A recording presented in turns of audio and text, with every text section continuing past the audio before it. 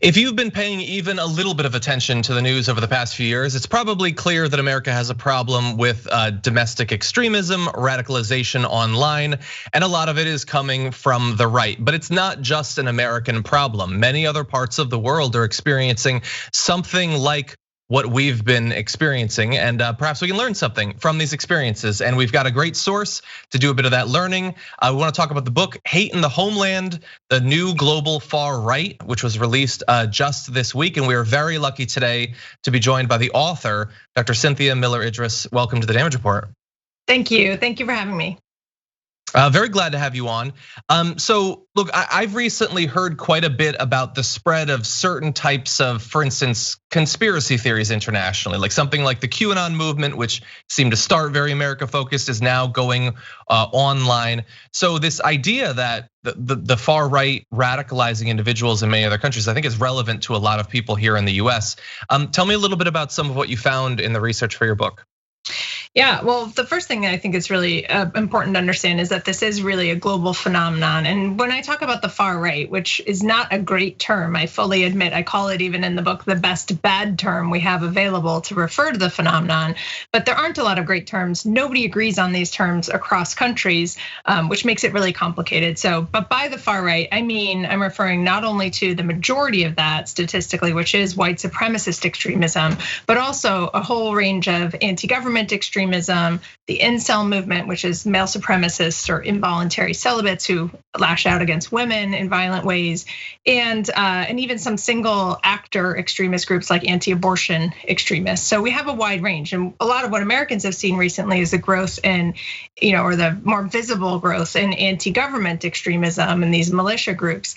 But the white supremacist fringe has also been growing internationally, and so we've had a 320% rise in right-wing terror globally over the last 5 years. So the things that we're experiencing in the US are very consistent with the kinds of things happening in other countries.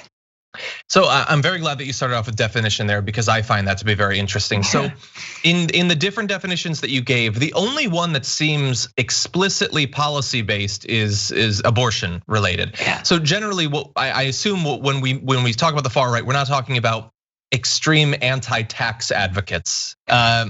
There are sovereign citizens, right? So you do have on the far right sovereign citizens and seditionists who just believe that they should not have to pay taxes, for example, that exists.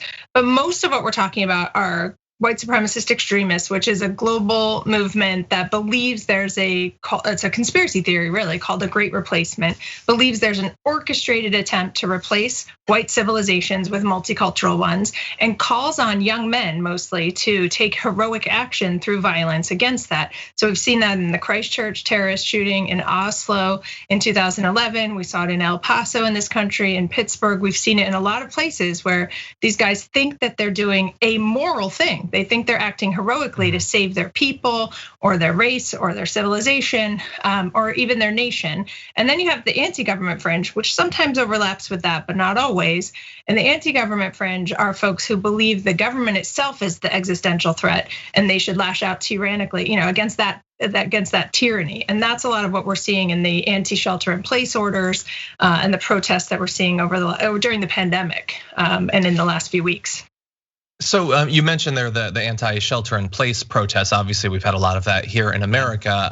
I honestly don't know. Has that been a big thing overseas? Is it still happening? What areas were the strongest in terms of being opposed to these sort of common sense measures to restrict the flow of COVID? Yeah, you've definitely seen it. You even see in Germany, I've seen protests where, and I did most of my work for 20 years in Germany. So a lot of my research, 2 previous books were based in Germany. And then this book is really more global and a lot of it's rooted in the US, showing how it's in the global context. But in Germany, you see even people comparing mask mandates to slavery. You see protests at government buildings. You see protests in the streets. We're seeing it in the UK and elsewhere around Europe. So there is a little more adherence there, but we have seen the numbers climbing there as well, and people are fatigued and resisting it, much as they are in the States. Although I would say in the States it's a little more extreme, also because we have such a heavily armed population, and that is unique to the US. We do not have that kind of gun ownership in other countries, which makes the likelihood of those kinds of protests turning to spontaneous violence much higher here. So you mentioned one of the big categories that it's encapsulated within the far right is this white nationalist or white supremacist movement. And so I want to learn a little bit more about that, because obviously there's been racism and white supremacy for a long time. So what is it specifically that is different about this? Is it the link to individual acts of terrorism that you implied there? What is it that's making it different than just, racism that's been throughout humanity for as long as we've been a species? Absolutely, and it's really important to explain too. And this, it seemed logical to say this, but it's not as logical as you'd think within the world of terrorist, counter-terrorist work. But you can't combat white supremacist extremism without understanding that it rests on a foundation of white supremacy or kind of more ordinary forms of racism. That's there and that's present.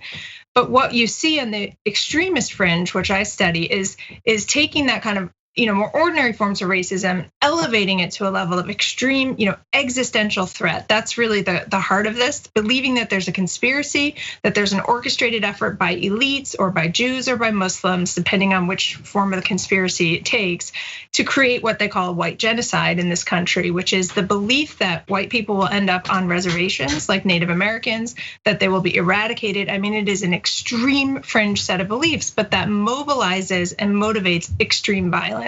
And that is exactly the conspiracy. It's called the Great Replacement.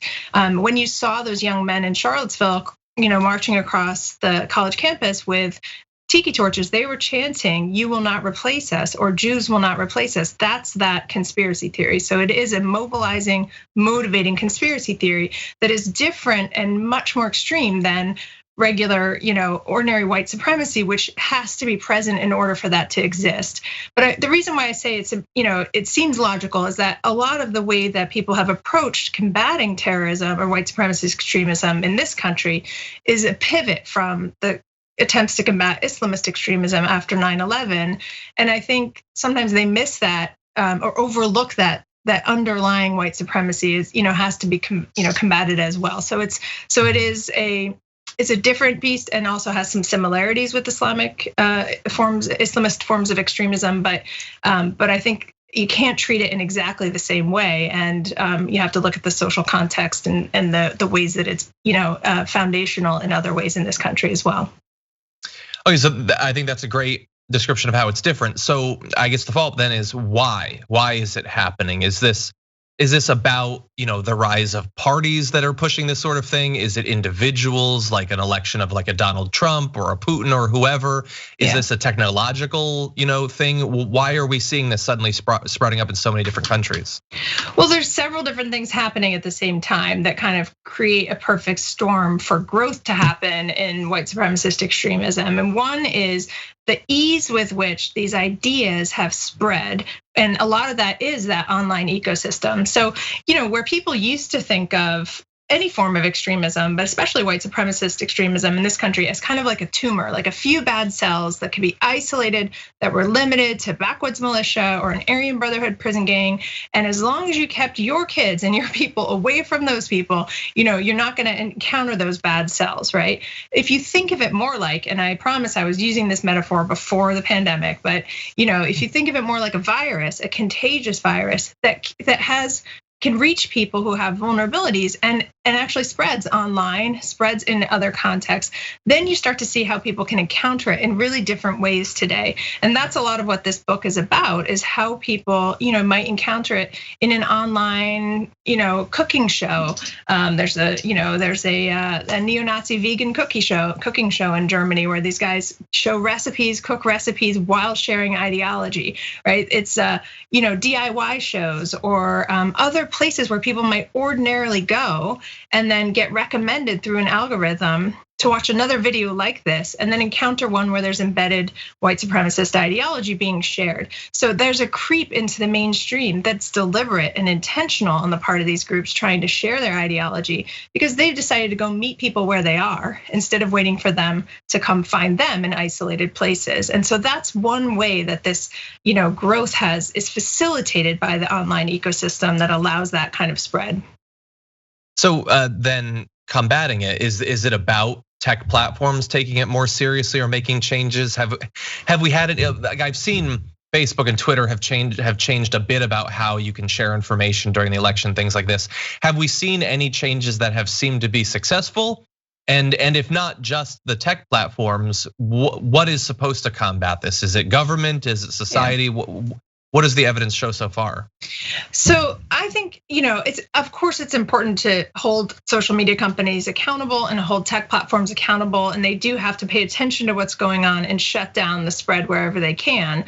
But my view is, after watching young people in schools for such a long time in Europe, where German schools would ban the number 88 from display because it's the 8th letter of the alphabet, which is a code for HH, is a code for Heil Hitler. They would ban the display of that number, and kids showed up wearing shirts that said 100 minus 12 or 87 plus 1, right? Like there's always gonna be a game playing in a way that makes it even more fun, like binge drinking, right? It's a game playing, coding way that the second you ban something like the Boogaloo as a code, it turns into Big Luau or it turns into Big Igloo. Like there's a constant, and it's like a whack-a-mole situation. And so it can't be the end solution to intervention. It has to be part of the story, deplatforming these guys, making sure that they can't raise money in the same ways, cutting off the ways to communicate. But that can't be the fundamental solution. I think we have to address it much more like a public health crisis and try to help people understand, what is it like when you encounter, how do you recognize scapegoating as a tactic? How do you recognize online manipulation or propaganda, white supremacist propaganda, so that when your kids or your nephews or nieces encounter it, especially young people I think are vulnerable to this, they know what it is. They recognize that manipulation for what it is and know how to go talk to a trusted adult and steer away from it.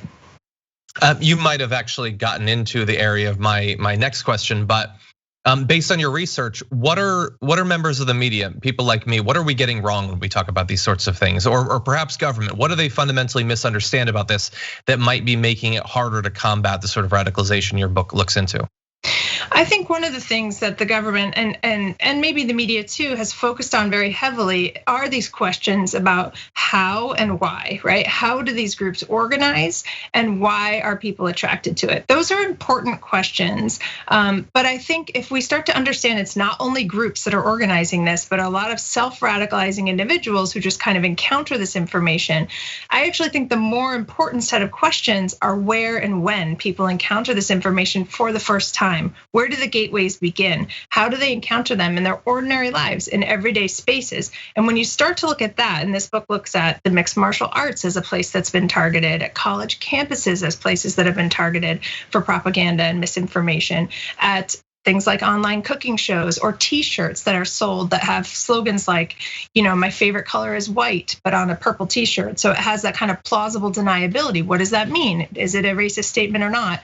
And then that comes walking at you down the street, or your friend has it on. What does it mean, right? And those kinds of symbols and those insidious ways that they reach out and connect to people in their everyday lives. I think those are some important questions to pay attention to if we want to actually think about how to interrupt. And so the tactics are important, the organizational strategies are important, the vulnerabilities are important, but that can't be the whole story of how we interrupt it.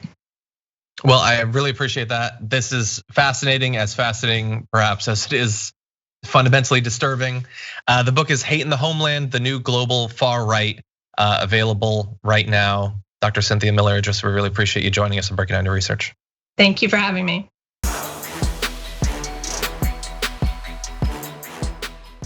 Check out the Damage Report podcast each day, wherever you get your podcasts, whether Pocket Casts or Stitcher or iTunes. You can join me as I give you the news and stories you want, with a range of co-hosts and interview guests jumping in on the fun each day. Again, that's the Damage Report, wherever you get your podcasts. And if you get them at iTunes, don't forget to rate and review. Sometimes I'll read them live on the show.